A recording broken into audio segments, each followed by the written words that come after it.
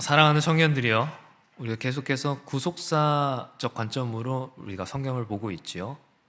우리가 구속사 시리즈 벌써 네 번째 시간인데 창세기 2장입니다. 올해 안에 어떻게 창세기를 끝낼 수 있을지 모르겠어요. 최선을 다하겠습니다.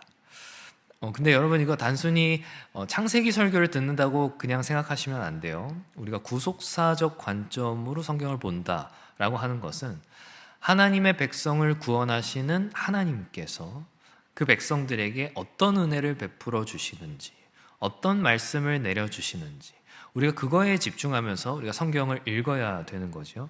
그래서 제가 누누이 말씀드리다시피 창세기를 읽을 때에도 출애굽한 이스라엘의 눈으로 봐야 한다, 이 말씀을 드리는 겁니다. 이 본문도 마찬가지예요. 그냥 그 옛날 창세기, 아담의 그때에 이런 일이 있었다더라, 그때는 이랬다더라, 이것이 아니라 이것을 구원받은 하나님의 백성에게, 이제 출애굽하여 가나안을 가고 있는 그 백성에게 이 말씀을 하나님 내려주시는 이유가 무엇인가, 목적이 무엇인가, 우리 그걸 생각하면서 우리 성경을 읽어야 되는 거죠. 지난 시간에 우리가 하나님께서는 일곱째 날, 7일째 되는 날 안식하셨다라는 말씀을 통하여서 하나님께서는 창조하셨기 때문에 안식하신 것이 아니라 안식하시기 위하여 창조하셨다는 것, 우리는 이렇게 원인과 결과, 인과율이 뒤집혀진 그런 사람들이라는 것을 우리가 생각해 보았었죠. 그래서 우리가 이것을 우리 편에서만 생각할 것이 아니라 하나님 편에서 하나님의 일하심을 우리가 바라봐야 한다, 그렇게 이야기했었습니다. 안식과 예배는 그래서 매우 밀접한 관계가 있다라는 말도 했었죠. 오늘 말씀도 그것과 맥락을 같이 하고 있습니다. 청년들의 안식은 끝이 아니지요. 창세기 일곱째 날이 안식의 날이라고 하는 것은 일곱째 날은 안식의 날이고 여덟째 날부터 또 다시 뭔가 하나님 창조하시고, 그게 아니라는 말이에요. 일곱째 날 이후로는 안식이 계속되고 지속된다라는 것이지 또 8일째가 있다는 것이 아닙니다. 제가 안식을 뭐라 그랬어요? 안식은 본래의 자리로 돌아가는 것이라고 했었죠. 하나님께서는 안식의 날 하나님 영광 받으시는 그 자리로 돌아가세요. 은혜를 베푸시고 창조하시는 자리에서 그 창조한 피조물로부터 그 부여된 질서 가운데서 영광 받으시는 자리로 돌아가시는 거예요. 그리고 그 날이 안식의 날 이후로 지속되는 거죠. 계속되는 거죠. 계속해서 영광 받으시는 거죠. 그리고 그것이 하나님께 영광 돌리는 인생에게는 축복이 되는 거고요. 물론 이것이 우리가 사는 이 세상에 대입하기는 어렵습니다. 우리가 지금 살아가는 이 세상은 영원한 안식, 지속된 안식이란 사실 없어요. 그래서 우리는 또 내일이면 이 세상 가운데 나아가서 우리가 허락된, 우리에게 부여된 질서 가운데서 또 세상에서 한 주를 살아가야 돼요. 열심히 치열하게 부딪혀 싸워야 돼요. 하지만 본래 하나님의 창조 목적은 거기에 있지 않다는 거예요. 땀 흘리는 수고에 있지 않다는 거예요. 우리는 땀 흘리는 수고를 위하여 창조된 존재가 아니라 하나님의 영광을 위하여, 그 영광스러운 안식을 위하여, 예배를 위하여 창조된 존재들이다. 우리가 이것을 기억해야 하는 것입니다. 그래서 우리가 주일을 위한 한 주를 사는 거예요. 안식의 날을 기억하여 거룩하게 지키는 거예요. 그래서 하나님께서는 출애굽한 이스라엘 백성들에게 안식일 규례를 주시는 거예요. 안식일을 기억하여 거룩하게 지켜라. 너희는 본래 애굽의 땅에서처럼 그렇게 땀 흘리고 수고하고 노동하던 그것을 위하여 창조된 존재들이 아니다. 너희는 본래 그걸 위해 창조된 존재들이 아니다. 너희는 젖과 꿀이 흐르는 그 땅에서 안식하기 위하여서 창조된 존재들이다. 부름받은 존재들이다. 그걸 하나님께서 알려주시는 거예요. 출애굽한 이후 광야에서 이 창세기 말씀을 통해서 그걸 알려주시는 거죠. 오늘 본문도 그런 의미를 담고 있어요. 본문 8절을 보니까 우리 아까 읽었죠? 다시 한번 같이 읽어볼까요? 시작. 여호와 하나님이 동방의 에덴에 동산을 창설하시고 그 지으신 사람을 거기 두시니라. 아멘. 하나님께서 동방의 에덴을 창설하셨다, 이렇게 말하고 있어요. 왜 하필 동방일까? 청년들 혹시 생각해 보신 적 있으세요?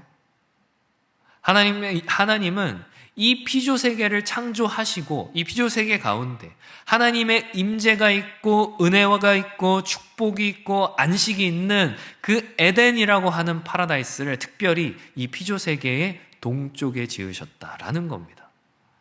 안식을 누리는 곳을 지금 동방이라고 칭하고 있는 거예요. 잠깐 다른 이야기지만 이 창세기 2장을 보면은 에덴을 흐르는 네 강이 나오거든요. 이 비손과 기혼과 히데겔과 유브라데 이렇게 나오는데, 비손과 기혼강은 우리가 어딘지 잘 모르겠어요. 오늘날 남아있지 않기 때문에 그 출처가 불분명한 이름이지만, 히데겔과 유브라데는 우리가 잘 아는 티그리스와 유프라테스 강이죠. 이 티그리스 유프라테스 강에서 4대 문명 중 하나인 메소포타미아 문명이 나오지 않았습니까? 나왔어요. 네. 여러분은 몰라도 사실이 그런 걸 어떡하죠? 나중에 우리가 기회가 되면 창조 과학을 비롯하여서 기타 시간에 더 자세하게 다루겠지만, 노아의 홍수 이후에 어떤 이 전 지구적 온 피조 세계의 대격변으로 인하여 지구의 지형이 모두 변화했다고 한다면, 이 고대의 지형이 오늘날과 같을 수는 이제 없을지 몰라요. 그런데 어쨌든 지구는 어때요? 지구는 둥그니까. 이것도 몰라요? 요즘 MZ는 동요도 안 배워요? 하여튼 지구는 둥글단 말이에요. 둥근데 왜 성경은 이 둥근 지구에서 에덴을 가리켜서 동쪽이라고 하는 걸까? 동쪽으로 쭉 가면 그냥 한 바퀴 도는 거 아니에요? 왜 에덴이 동쪽일까? 일단 여기에는 두 가지 정도 이유가 있다고 보여요. 일단 첫째는 지금 이 출애굽한 이스라엘은 애굽을 기준으로 가나안을 향해서 동진하고 있어요. 동쪽을 향해 나아가고 있어요.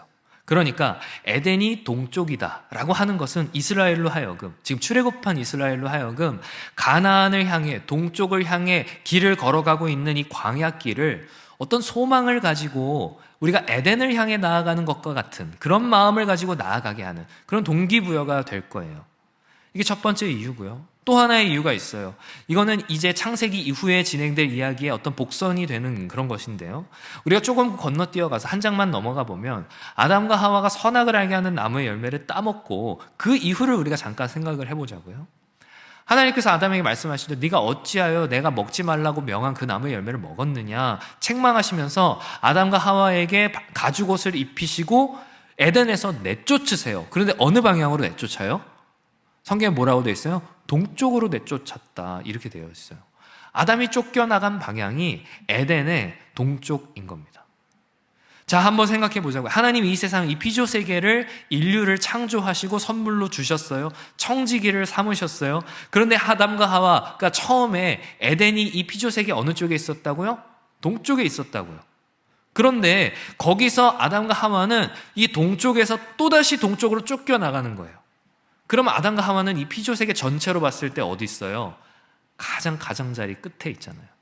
그러니까 물리적인 의미, 장소적인 의미가 아니라 영적인 의미가 그렇다는 거죠.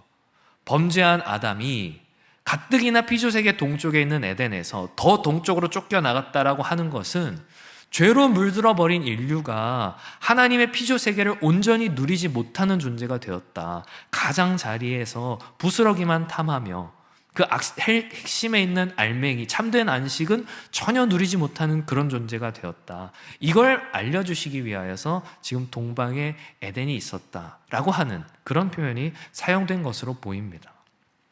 그래서 왜 에덴의 동쪽이라는 책도 있고 드라마도 있지 않습니까?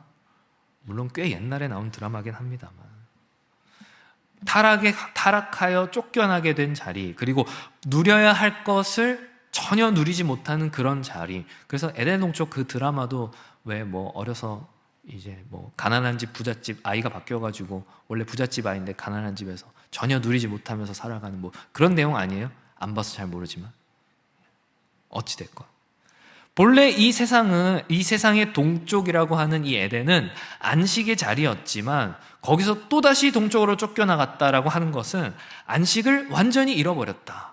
이 피조 세계의 가장자리를 쫓겨나갔다. 이렇게 볼 수 있겠죠.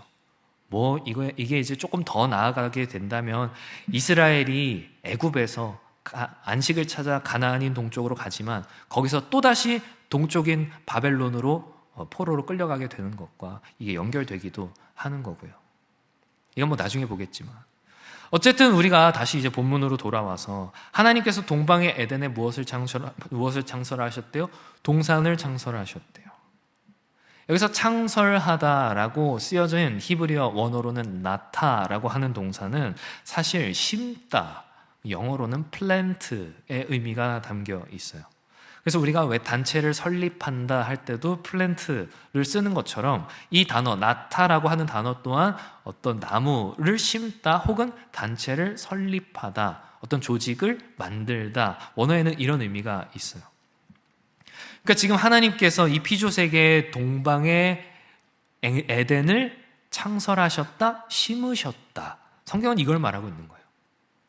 청년들, 이게 성경에서 엄청 중요합니다. 창세기에서 정말 중요합니다. 하나님께서 심으신 곳에서 그곳에서의 안식. 이게 창세기에서 굉장히 중요해요.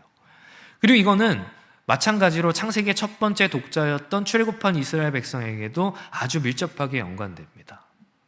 시편을 좀 볼까요? 시편 80편 8절 우리 같이 한번 읽어보겠습니다. 시편 80편 8절 시작. 주께서 한 포도나무를 애굽에서 가져다가 민족들을 쫓아내시고 그것을 심으셨나이다. 아멘. 주께서 한 포도나무를 애굽에서 가져다가 심으셨다. 여기서 한 포도나무가 뭐예요? 뭘 말하는 것 같아요? 이스라엘을 말하는 거죠. 지금 시편 기자가 하나님께서 안식이 없는 그 애굽에서 이스라엘을 뽑아내셔가지고 가나안 거류민들을 쫓아내시고 약속의 땅 가나안에 이스라엘을 심으셨다. 지금 시편 기자는 지금 그걸 고백하고 있는 거예요. 그러니까 심다라고 하는 것은, 심는다고 하는 것은, 하나님께서 직접 심으신다라고 하는 것은 아주 극진하고 지극히 돌보시는 그 돌봄과 애정을 뜻하는 그런 표현인 거예요. 특별히 하나님의 아주 신실하신, 변하지 않으시는 그 구원의 계획을 의미하는 게 이 심다라고 하는 표현 안에 들어 있습니다. 다시 말해서 하나님께서 동방에, 피조세계 동방의 에덴을 창설하셨다, 심으셨다라고 하는 것은 이 피조세계 동쪽에 참된 안식의 장소를 하나님께서 직접 심으시고 그 신실하신 기쁘신 뜻과 하나님의 그 놀라운 계획으로 말미암아 애정과 사랑을 담아서 극진히 돌보기로 하셨다. 이런 의미가 이 본문 안에 있는 겁니다.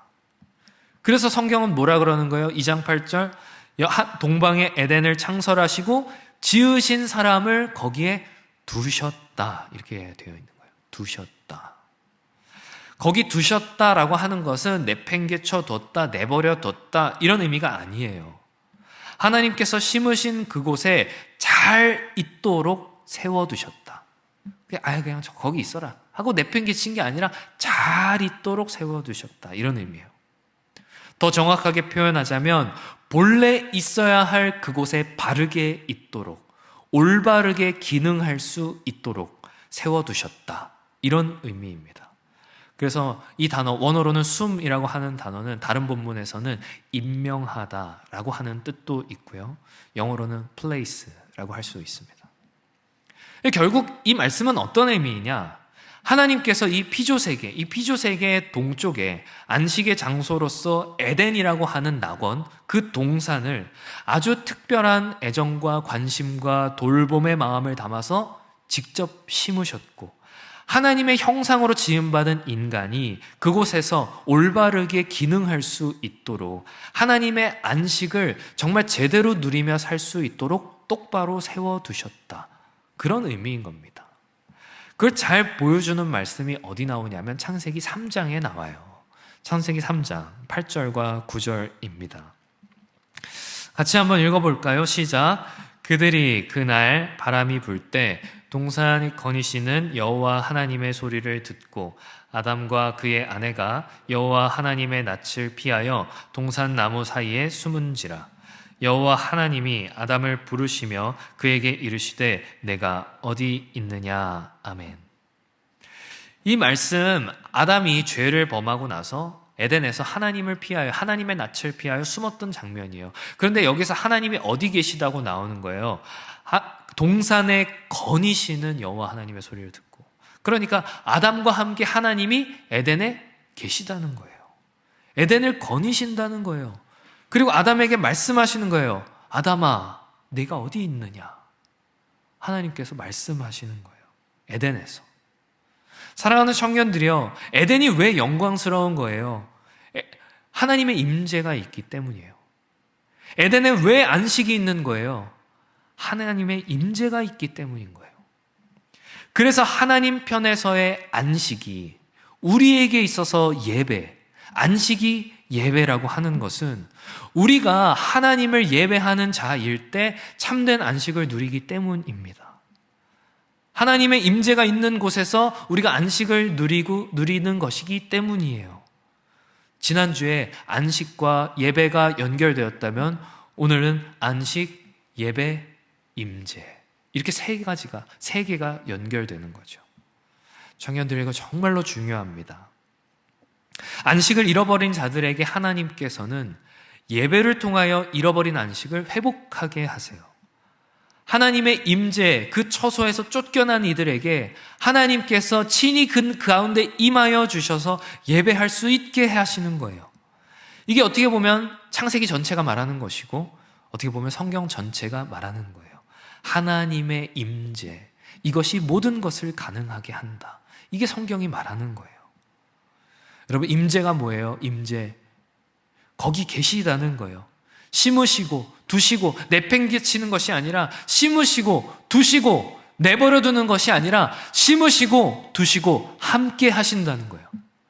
심으시고 두시고 함께 하시면서 말씀하시며 그 가운데 임하신다는 거예요. 하나님이 임하신다는 건 무당이 굿할 때 막 접신하고 그런 게 아니에요. 그냥 거기 함께 같이 계신다는 거예요. 창조주이신 그분께서 피조물인 우리와 함께 계시다는 것.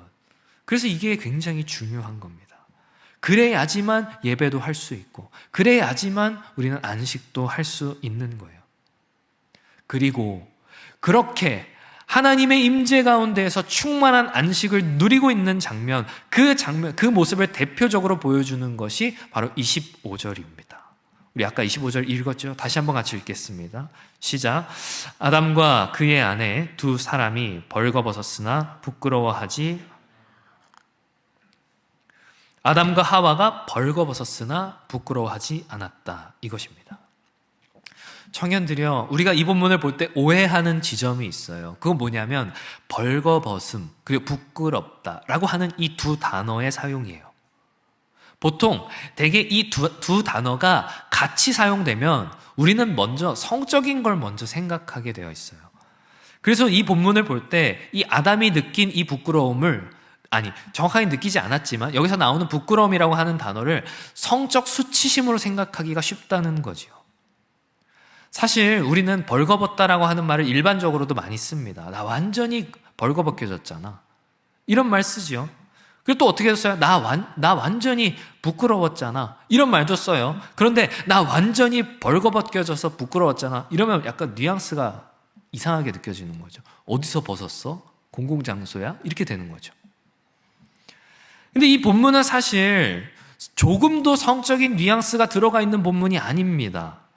여기서 부끄러움이라고 하는 것은 사람이 사람 앞에서 벌거벗겨져서 느끼는 그런 부끄러움이 아니에요.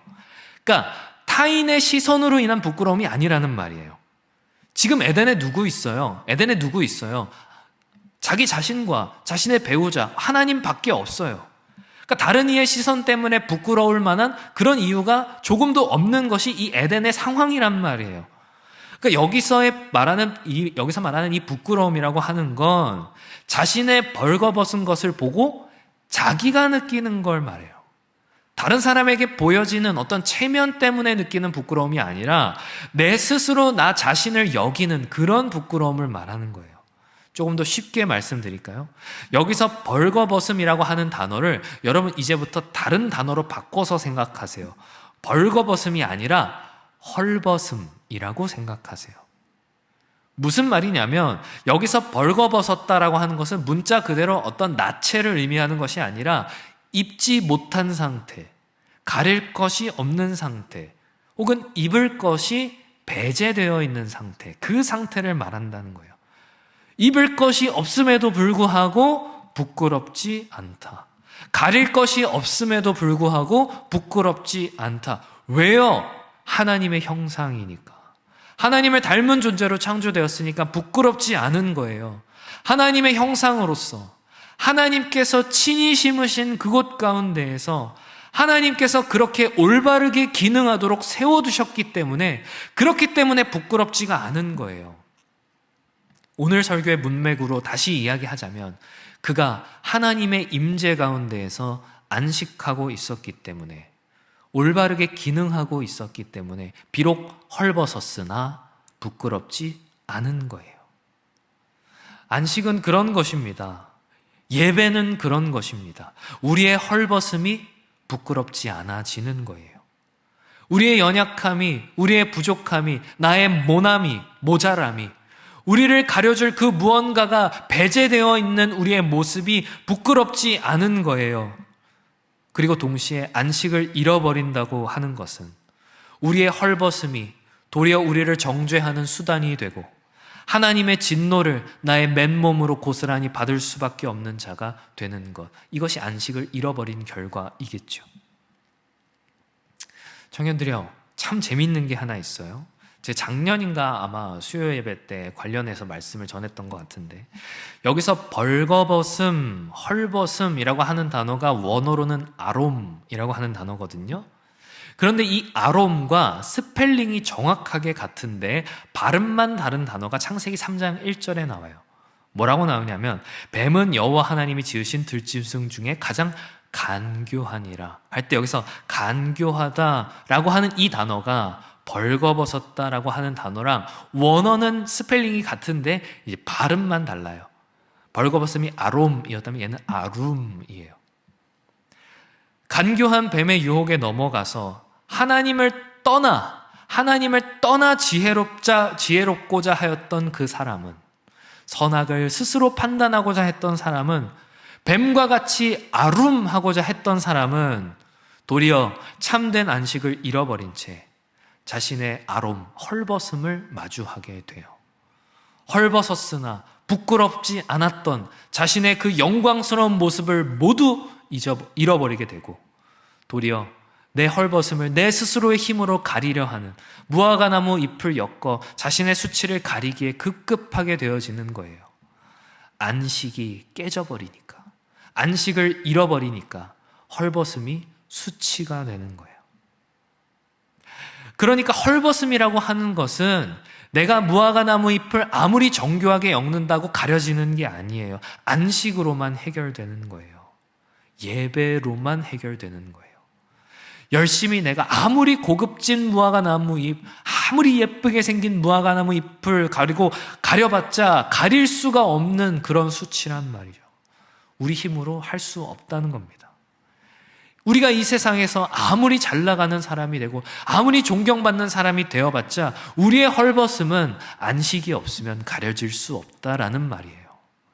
그래서 하나님께서 아담에게 가죽옷을 지어 입혀주는 것 아닙니까? 야, 네 힘으로 안 된다. 야, 아무리 네가 애써봤자 가려질 수가 없다. 너는 안식할 수가 없다. 그래서 하나님께서는 자신의 손으로 친히 동물을 잡아 그 가죽옷을 벗겨서 아담에게 입혀주시는 거예요. 가려주시는 거예요. 청년들이요, 제가 창세기는 어떤 관점으로 봐야 된다 그랬죠? 누구의 관점으로 봐야 된다 그랬죠? 출애굽한 이스라엘의 관점으로 봐야 된다고 했죠. 이스라엘 백성이 애굽에서 노예로 있을 때에 하나님께서 10가지 재앙을 일으켜서 출애굽시키셨죠. 피, 개구리, 이파리, 10가지 재앙. 그 중에 10번째 재앙이 뭐였어요? 10번째 재앙, 장자의 죽음이었잖아요. 장자의 죽음. 여러분, 장자가 죽지 않으려면 어떻게 해야 돼요? 어린 양을 죽여 그 피를 문지방과 인방에 발라야 되잖아요. 그게 유월절 아닙니까? 하나님의 심판이 그 어린 양의 피로 넘어가게 되는 거, 패스오버. 그래서 넘을 월자를 써가지고 유월절이다 이렇게 부르잖아요. 처음 난 것을 살리는 것이, 장자를 살리는 것이 유월절 어린 양이라고요. 그리고 이스라엘은 지금 애굽에서 그걸 보고 직접 겪고 나왔어요. 출애굽해서 가고 있어요. 그런데 말씀을 통해서 하나님의 일하심을 또 듣는 겁니다. 처음 난 것, 인류의 처음 난 것, 이스라엘 장자 정도가 아니라 인류의 장자, 그 아담을 살리기 위하여서 하나님께서 친히 동물을 죽이신 그 사건을 또 듣고 있는 거예요. 안식을 잃어버린 이스라엘을 구원하시기 위해, 안식을 잃어버려 노예로 있던 이스라엘을 구원하시기 위해 유월절 어린 양의 피로 말미암아 넘어가신 그 하나님께서 인류의 조상이었던 그 안식을 잃어버린 아담을 위하여서 친히 잡으신 그 동물의 가죽으로 말미암아 헐벗음과 수치를 가려주신 분이라는 걸 지금 광야에서 듣고 있는 거예요. 사람은 어린 양의 피 그 안에서만, 하나님이 친히 지으신 그 가죽옷 안에서만 참된 안식을 얻을 수 있다. 그것을 깨닫게 하시는 거예요. 그리고 우리는 그 안식 가운데 있어야지만 우리의 헐벗음이 부끄러움이 되지 않는 것입니다. 사랑하는 청년들이요, 정리하겠습니다. 안식은 중단이 아니라 안식은 계속이라고 했어요. 안식은 7일째 그만이 아니라 7일부터 계속되는 것이라고 했어요. 안식이 계속되는 곳, 안식의 연속, 하나님이 심고 세워둔 그곳에서 본래의 기능 그대로 하나님의 영광을 드높이는 곳, 그곳이 바로 에덴이었어요. 하나님께서는 출애굽한 이스라엘 백성들에게 그것을 말씀하고 계십니다. 내가 너희를 특별히 사랑한다. 내가 너희를 특별한 돌봄과 특별한 애정으로 그 신실한 구원의 계획으로 너희를 애굽에서 꺼내어 옮겨 심는 자, 그게 바로 나다. 너희가 창조되었던 본래의 목적 그대로, 본래의 그 기능 그대로 나의 영광을 높이면서 안식할 수 있도록 나는 너희와 함께하는 자다. 하나님 그걸 말씀하고 계세요. 그리고 이 음성은 동일하게 우리의 귓가에도 울립니다. 너희는 너희 안식을 되찾기 위하여서 너의 것을 드렸다고 생각하지만 아니다. 안식을 잃어버린 너희를 위하여 나는 내 손으로 내 아들을 잡아 죽였고 그 피로 헐벗은 너희를 덮었다. 내가 그 피로 너희와 영원히 함께 하겠다. 영원히 안식하는 자, 영원히 예배하는 자로 내가 세우겠다. 다시는 넘어지지 않도록. 이렇게 말씀하고 계시는 것입니다. 청년들이여, 우리가 오늘 서 있는 이 자리, 그 자리는 어쩌다 보니 그냥 그렇게 있게 된 곳이 아니에요. 하나님은 우리를 그곳에 내팽개치지 않으셨어요. 아주 특별한 관심, 돌봄, 애정으로 우리를 그곳 가운데 심으신 거예요. 그곳에서 하나님의 자녀로서 기능할 수 있도록 세워두신 거예요. 우리가 속한 가정, 우리가 속한 학교, 우리가 속한 일터는 그렇게 하나님에 의하여서 친히 심겨진 곳입니다. 그리고 그곳에서 하나님께서는 우리에게 그리스도의 의의 옷을 입혀주세요. 우리의 헐벗음, 우리의 연약함, 우리의 수치를 그 피로 가려주시는 거예요. 사랑하는 청년들이여, 그렇기 때문에 여러분이 서 있는 그 자리를 최선을 다하여서 예배하는 곳으로 삼으셔야 합니다. 이곳 신도본교회 예배당만이 예배하는 곳이 아니에요. 이곳에만 안식이 있지 않아요. 여러분이 서 있는 그곳, 그곳이 바로 에덴, 안식하는 곳, 예배하는 곳이어야 하는 거예요. 무엇이 필요합니까? 하나님의 임재가 필요합니다. 그래서 우리는 그곳에서 더욱더 믿음으로 그리스도의 옷깃을 여미는 거예요. 하나님, 이곳에 오시옵소서. 이곳에 임재하여 주시옵소서. 이곳에서 드리는 예배를 받아 주시옵소서. 우리의 헐벗음을 가리신 주님의 이름만이 이곳에서 높임받아 주시옵소서. 이렇게 간구하면서 그곳에 세워지는 것입니다. 사랑하는 청년들이여, 부디 바라옵기는 이번 한 주도 여러분의 삶의 현장, 여러분의 헐벗음이 있는 그곳에서 부끄러운 여러분의 죄된 모습 그대로가 아닌 오직 여러분의 수치를 덮으신 그리스도의 이름만 높임 받으시는 하나님의 임재와 안식, 예배가 있는 그런 현장, 그런 에덴으로 삼으시는 그런 모든 주의 청년들 되시기를 주님의 이름으로 축원합니다.